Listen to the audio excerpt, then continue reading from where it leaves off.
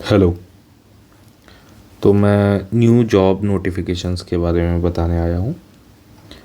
अभी intelligence bureau की एक और नई पोस्ट आई है जिसका नाम है सिक्योरिटी असिस्टेंट और MTS multitasking staff. Security assistant के साथ इसको मोटर ट्रांसपोर्ट भी बोला गया है। ठीक, एक्चुअली इसमें एलिजिबिलिटी में LMV लाइसेंस, जो लाइट मोटर व्हीकल लाइसेंस है, बाइक का लाइसेंस है, उसकी रिक्वायरमेंट है, कंपल्सन है। ठीक है। अगर हम देखें कि इसमें वैकेंसीज़ कितनी हैं, तो अगर रिलेटिवली देखा जाए तो काफ़ी ठीक ठाक वैकेंसीज आई हैं। 221 और 183 ये UR की वैकेंसीज, SA और MT और MTS की है ना। टोटल 362 और 315, तो बेसिकली 700 के आसपास वैकेंसीज हैं। ठीक, तो ठीक ठाक वैकेंसीज आई हुई हैं और हर जगह की अलग अलग वैकेंसीज़ हैं। आप कहीं पे भी अप्लाई कर सकते हैं एक जगह पे। ठीक है। Applicants and are advise to go through all parameters. Obviously पूरा अच्छे से देख के जाना है, वही बताने वाले हैं हम। ग्रुप C की पोस्ट है, नॉन गैजेटेड है। ऐसे सिक्योरिटी असिस्टेंट और मोटर ट्रांसपोर्ट का जो पैसा है वो लेवल 3 का है और लेवल 1 का है। अच्छी बात यह है कि एक SSA मिलता है इसमें, जो 20% ऑफ बेसिक पे होता है। तो आप इसमें मान के चलिए लेवल 4 की आपको सैलरी तो मिल ही जानी है। इसकी बात कर रहा हूँ, इसमें लेवल 2 मान लीजिए। ठीक है, चलिए। देन इसमें रिक्वायरमेंट क्या है, क्वालिफ़िकेशंस, मैट्रिकुलेशन चाहिए अपने को। उसके बाद डोमिसाइल सर्टिफिकेट, जिस स्टेट से आप अप्लाई कर रहे हो उस स्टेट का डोमिसाइल सर्टिफिकेट भी चाहिए। LMB चाहिए, जो मैंने बताया, इसलिए उसको मोटर ट्रांसपोर्ट भी बोल रहे हैं। ठीक है।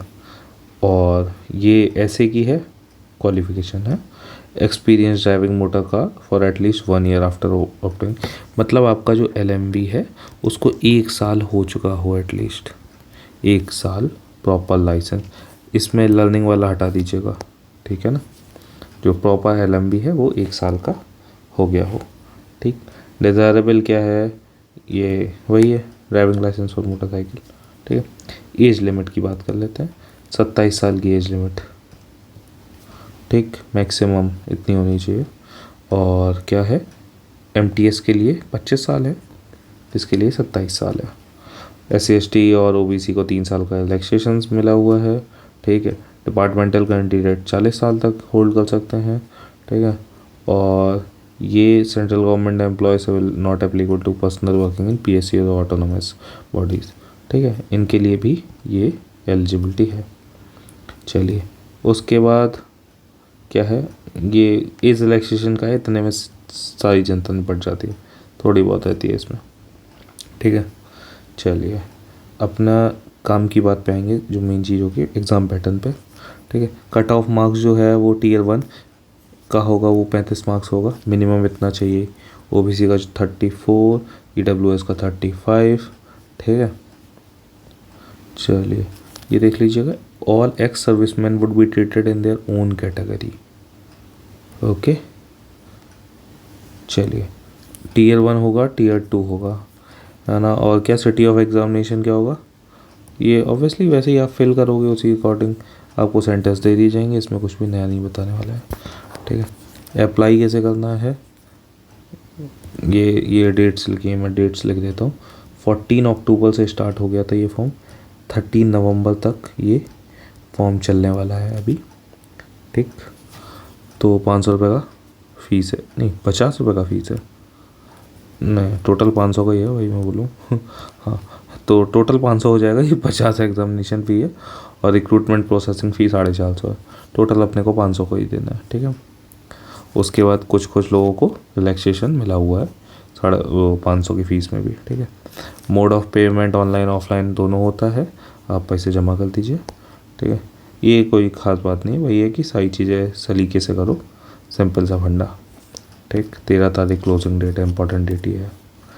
ये हो गया अपने जेनरिक बातें कि भाई भरना है। अब आ जाओ सिलेबस पे, मेन चीज़ें और जो कैसे एग्ज़ाम चलने वाला है। एग्ज़ाम में 3 स्टेज है। सबसे पहले ऐसे MTS कुछ भी हो, इसमें एक Tier 1 होगा, ये कंपलसरी है। Tier 2 जो है है ना, जिसमें ड्राइविंग टेस्ट होगा, आपका इंटरव्यू होगा। ये किसके लिए? ऐसे और मोटर वाले के लिए, एमटीएस के लिए नहीं है। और टीयर 2 में डिस्क्रिप्टिव जो होना है वो किसके लिए होना है? सिंपल एमटीएस के लिए। ठीक, एमटीएस के लिए ये वाला टीयर 2 हो गए, ये दोनों एमटीएस के लिए, और ये तीनों हो गए ऐसे एमटी, ये दोनों ऐसे और एमटी के लिए।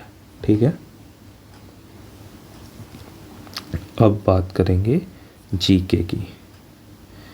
जीके मतलब जीए, इसमें जीए लिखा हुआ है, history, polity, geography, science, current affairs, internal security related, defence related question सब आएगा। सबसे ज़्यादा जो वेटेज है वो भी इसका है। बहुत अच्छे से पढ़ने की ज़रूरत है। पढ़ने के लिए क्या क्या चीज़ें यूज़ कर सकते हैं? IBACIO का पुराना पेपर का पैटर्न देख सकते हो तुम। काफ़ी अच्छे डिस्क्रिप्टिव क्वेश्चंस थे बेसिकली, जिसमें कुछ स्टेटमेंट्स होते हैं उस तरीके के। IBGO अभी रिसेंट में हुआ, इससे पहले IBSA एक बार और हो चुका है। ये सारी की जीके ना गज़ब की थी, मतलब अच्छे क्वेश्चंस थे। आपको अच्छे से ही पढ़ना पड़ेगा, वो जो जेनरिक पढ़ के जाने वाले हैं उससे काम नहीं चलेगा।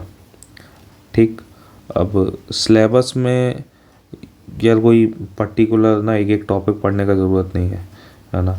मैं सिंपल, आप हिस्ट्री डालो, हिस्ट्री में एंशिएंट, मॉडर्न, मेडिवल हो गया। पॉलिटी में पॉलिटी, पूरा इंडियन पॉलिटी कॉन्स्टिट्यूशन आ जाता है। ज्योग्राफी में इंडियन वर्ड, इंडियन इसमें ज़्यादा आता है। उसके बाद आ जाता है इकोनॉमिक्स, इकोनॉमिक्स के कुछ कुछ कॉन्सेप्ट्स हैं वो सारे। यही हो गया जीके। उसके बाद सीए, करंट अफेयर्स। ठीक, क्वांटिटेटिव एप्टीट्यूड, सेम सिलेबस वही है ना। सेम सिलेबस में किससे बोल रहा हूँ? जो IBACIO में पूछा गया, IBGO में पूछा गया, और अगर जेनेरिक बोला जाए तो SSC में जो जो पूछा जाता है वो सब इसके क्वांट में ही पूछा जाता है, वही इसके जीके में ही पूछा जाता है। लेकिन इसका जीके का थोड़ा सा हिसाब अलग है।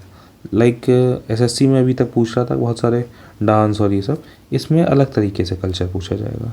इसमें डिफेंस रिलेटेड चीज़ें भी पूछ दी जाएंगी, इसमें वो चीज़ें नहीं पूछी जा रही होती हैं। ठीक, और ऑब्वियसली 40 क्वेश्चन जब होंगे तो हर एक चीज़ का वेटेज अपने आप ही बढ़ जाता है। ठीक, उसके बाद रीजनिंग, ये सेम SSC जैसा है, थोड़ा बहुत पढ़ के जाओ अच्छे से, है ना। एक दो पज़ल मार लो, ठीक है, जैसे आजकल के मेंस में भी आने लगी हैं उस तरीके। इंग्लिश वही पैटर्न, कोई ख़ास नया चीज़ नहीं है, बस इसमें 0.25 की नेगेटिव मार्किंग है। ठीक, कट ऑफ जो है कभी पता नहीं चलती इसकी कि कितनी गई कितनी नहीं गई, बट ये मान के चलो कि जैसे कि 35 लिखा है ना, तो 14 मार्क्स भी काफ़ी होंगे। ठीक है, आपको इंटरव्यू के लिए बुलाए जाने के लिए, इंटरव्यू में बुला लिया जाएगा, बेसिकली टायर 2 के लिए बुला लिए जाने के फाइनल। उसके बाद मेरिट बनती है, जब आपका इंटरव्यू हो जाता है उसके बाद मेरिट बनती है।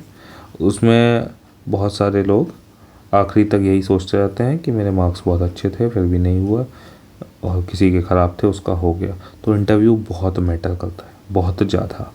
और इंटरव्यू के मार्क्स में अगर बोला जाए तो एक क्राइटेरिया सिंपल सा भी है, सिंपल ये रहता है, इंटरव्यू दिया आपने तो आपको सेलेक्ट किया जाए या नहीं किया जाए, रिकमेंडेड और नॉट रिकमेंडेड, SSB की तरह। अगर आप NR हो तो फिर आपके मार्क्स 100 में से 150 हों तो भी आप किसी काम के नहीं हो, सिंपल सा बंदा। और अगर आप रिकमेंडेड हो तो फिर आपकी मेरिट में नाम आने के चांसेस बढ़ जाते हैं ऑब्वियसली। ठीक, तो इसमें मैं क्या हेल्प करने वाला हूँ, सेम GK और क्वांट के PYPs में करवा दूँगा। GK क्वांट के PYP में मतलब IBGO वाला जो अभी एग्ज़ाम हुआ, IB के जो पुराने SA के एग्ज़ाम हुए, और IBACIO के जो एग्ज़ाम्स हुए, इनकी इंग्लिश छोड़ के क्वांट और GK करा दूँगा। रीजनिंग भी ठीक लगेगा तो करा दूँगा, क्योंकि रीजनिंग में बहुत ज़्यादा नहीं दिमाग लगाना पड़ता है। ठीक है, क्योंकि इजी है SSC वाली, बैंकिंग ही डिफ़िकल्ट है। ठीक, चलिए, तो ये हो गया Tier 1 का एग्ज़ाम कंप्लीट। और एक चीज़ ये है कि फॉर्म आपको भरना है या नहीं भरना है। तो पहली चीज़, आपके पास लाइसेंस होना चाहिए, अगर नहीं है तो मत भरिए, ठीक। और इसके जो प्रीवियस, एक काम करिए, कर सकते हो, अभी रिसेंट में IB जूनियर इंटेलिजेंस ऑफिसर का टेस्ट हुआ था Tier 1, उसका पेपर उठाइए, बैठ के लगा लीजिए। अगर आपके नंबर, नॉन टेक वाला पोर्शन, अगर आपका नंबर थोड़े से ठीक ठाक बन रहे हैं, देन आप इस फॉर्म को भर दीजिए। और ये डूएबल है यार, जितना टाइम है अभी एग्ज़ाम में, क्योंकि देखो यार, अभी 30 नवंबर तक इसके एग्ज़ाम फिल होंगे, है ना। 1 महीने के बाद, 1.5 महीने के बाद डेट्स हो जाएंगी, कंफर्म है। और 1-1.5 महीने में आप तैयारी कर पाओगे उस चीज़ की या नहीं। अगर आप कंटिन्यू एग्ज़ाम्स देते आ रहे हो, देन तो डूएबल है, बहुत आसानी से डूएबल है, ठीक है ना। और अगर बिल्कुल नए सिरे से तैयारी करनी है तो फिर थोड़ा सा मुश्किल रहती है, ठीक है ना। चलिए, फॉर्म भर दीजिए, बाकी शुरुआत अपने पढ़ाई भी स्टार्ट कर देना है। कुछ खास रॉकेट साइंस नहीं होती है इनको समझना, बस ये ध्यान रखना है कि फॉर्म सही समय पे भर जाया जाए और सलीके से भर दिया जाए। बाकी Tier 1 की पहले तैयारी शुरू करते हैं, 2-3। और अभी इस टाइम पे मैं IB जूनियर इंटेलिजेंस ऑफिसर्स के स्किल टेस्ट और इंटरव्यू के लिए कुछ क्लासेस ले रहा हूँ। तो वो अभी तो आपके किसी काम की नहीं है, बट आपको बाद में काम आ सकती हैं, ठीक है ना। चलिए, सो थैंक यू।